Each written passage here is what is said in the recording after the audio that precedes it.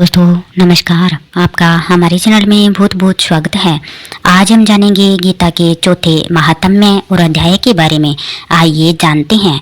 आप गीता के इस अध्याय को अंत तक जरूर सुनिएगा और हमारे चैनल को सब्सक्राइब अवश्य ही करिएगा। आइए जानते हैं। श्री भगवान कहते हैं, प्रिय, अब मैं चौथे अध्याय का महात्म्य बतलाता हूँ, सुनो। भागीरथी के तट पर वाराणसी बनारस नाम की एक पुरी है। वहाँ विश्वनाथ जी के मंदिर में भरत नाम के एक योगनिष्ठ महात्मा रहते थे, जो प्रतिदिन आत्मचिंतन में तत्पर हो आदरपूर्वक गीता के चतुर्थ अध्याय का पाठ किया करते थे। उसके अभ्यास से उनका अंतकरण निर्मल हो गया था। वे शीत उष्ण आदि द्वंद्वों से कभी व्यथित नहीं होते थे। एक समय की बात है, वे तपोवन नगर की सीमा में स्थित देवताओं का दर्शन करने की इच्छा से भ्रमण करते हुए नगर से बाहर निकल गए। वहां बेर के 2 वृक्ष थे। उन्हीं की जड़ में वे विश्राम करने लगे। एक वृक्ष की जड़ में उन्होंने अपना मस्तक रखा था और दूसरे वृक्ष की जड़ में उन्होंने एक पेड़ टिका हुआ था। थोड़ी देर बाद जब वे तपस्वी चले गए, तब बेर के वे दोनों वृक्ष 5 ही 6 दिनों के भीतर सूख गए। उनमें पत्ते और डालियां भी नहीं रह गई। तत्पश्चात वे दोनों वृक्ष कहीं ब्राह्मणों के पवित्र गृह में 2 कन्याओं के रूप में उत्पन्न हुए। वे दोनों कन्याएं जब बढ़कर 7 वर्ष की हो गई, तब एक दिन उन्होंने दूर देशों से घूमकर आते हुए भृत मुनि को देखा। उन्हें देखते ही वे दोनों उनके चरणों में पड़ गई और मीठी वाणी में बोले, मुने, आपकी ही कृपा से हम दोनों का उद्धार हुआ है। हमने बेर की योनि त्याग कर मानव शरीर प्राप्त किया है। उनके इस प्रकार कहने पर मुनि को बड़ा विस्मय हुआ। उन्होंने पूछा, पुत्रियों, मैंने कब और किस साधन से तुम्हें मुक्त किया था? साथ ही यह भी बताओ कि तुम्हारे बेर के वृक्ष होने में क्या कारण था, क्योंकि इस विषय में मुझे कुछ भी ज्ञात नहीं है।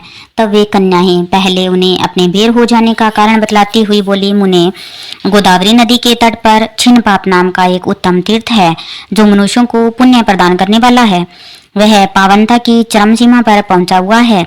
उस तीर्थ में सत्यतपा नाम एक तपस्वी बड़ी कठोर तपस्या कर रहे थे। वे ग्रीष्म ऋतु में प्रज्वलित अग्नियों के बीच में बैठते थे। वर्षा काल में जल की धाराओं से उनके मस्तक के बाल सदा भीगे ही रहते थे तथा जाड़े के समय जल में निवास करने के कारण उनके शरीर में हमेशा रोंगटे खड़े रहते थे। वे बाहर भीतर से सदा शुद्ध रहते, समय पर तपस्या करते तथा मन और इंद्रियों को संयम में रखते हुए परम शांति प्राप्त करके आत्मा में ही रमण करते थे।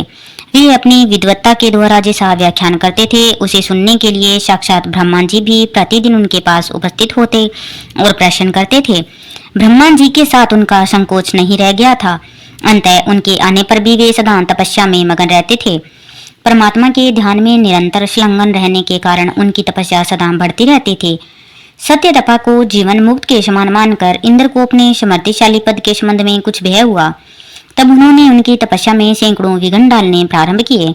अप्सराओं के समुदाय से हम दोनों को बुलाकर इंद्र ने इस प्रकार आदेश दिया, तुम दोनों उस तपस्वी की तपस्या में विघ्न डालो, जो मुझे इंद्र पद से हटाकर स्वयं स्वर्ग का राज्य भोगना चाहता है।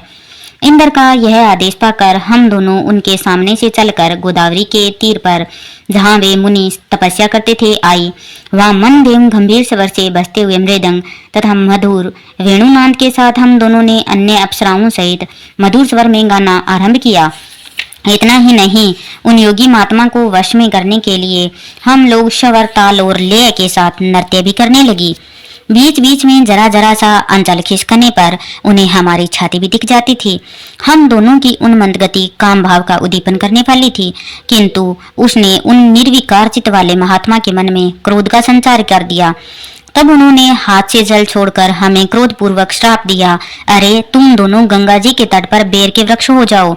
यह सुनकर हम लोगों ने बड़ी विनय के साथ कहा, महात्मन, हम दोनों पराधीन थी। अंततः हमारे द्वारा जो दुष्कर्म बन गया है उसे आप क्षमा करें।